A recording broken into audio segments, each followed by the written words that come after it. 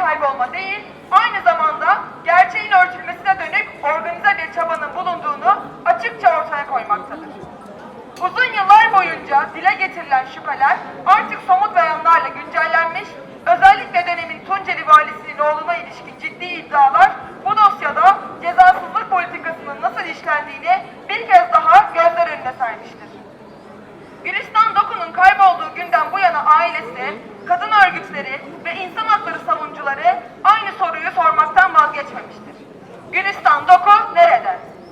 Bu soru yalnızca bir kaybın değil, bu ülkede kadınların yaşam hakkının nasıl tehdit altında olduğunun, faillerin nasıl korunduğunun ve adalet mekanizmasının nasıl işletilmediğinin de sorusudur.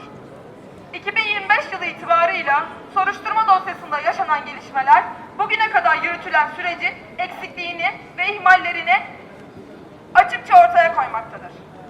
13 kişinin gözaltına alınması ve tutuklanmaların gerçekleştirilmesi yıllardır verilen mücadelenin bir sonucudur. Ancak bu adımlar gecikmiş ve yetersizdir. Gerçek adalet yalnızca birkaç tutuklama ile değil, tüm sorumluların açığa çıkarılması ve yargılanmasıyla mümkündür. Taleplerimiz nettir. Ortaya çıkan yeni deliller derhal bağımsız ve tarafsız bir şekilde incelenmelidir. Sorumluluğu bulunan herkes konumu, statüsü, siyasi bağlantısı ne olursa olsun adalet önünde hesap vermeli ve en ağır şekilde cezalandırılmalıdır. Gülistan Doku'nun akıbeti derhal açıklanmalı, cenazesi bulunarak ailesine teslim edilmelidir. Soruşturma süreci şeffaf yürütülmeli, kamuoyu düzenli ve doğru biçimde bilgilendirilmelidir. Bu dosyada ihmali veya kastı bulunan kamu görevlileri hakkında etkin soruşturma yürütülmelidir. Buradan bir kez daha ilan ediyoruz.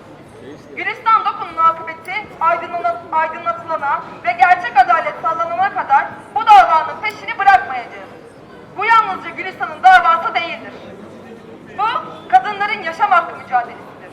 Bu hakikat ve adalet mücadelesidir. Gülistan Doku nerede? Gülistan Doku'ya ne oldu demeye devam edeceğiz. Gülistan için adalet demekten asla vazgeçmeyeceğiz.